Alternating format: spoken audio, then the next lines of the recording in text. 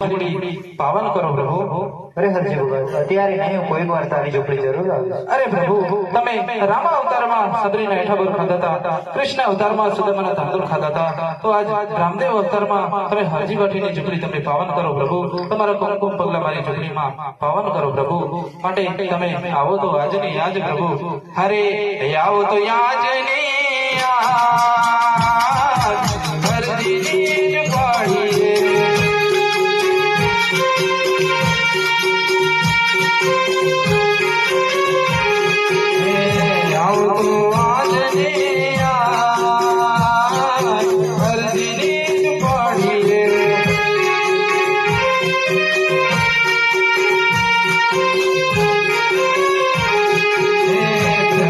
પધાર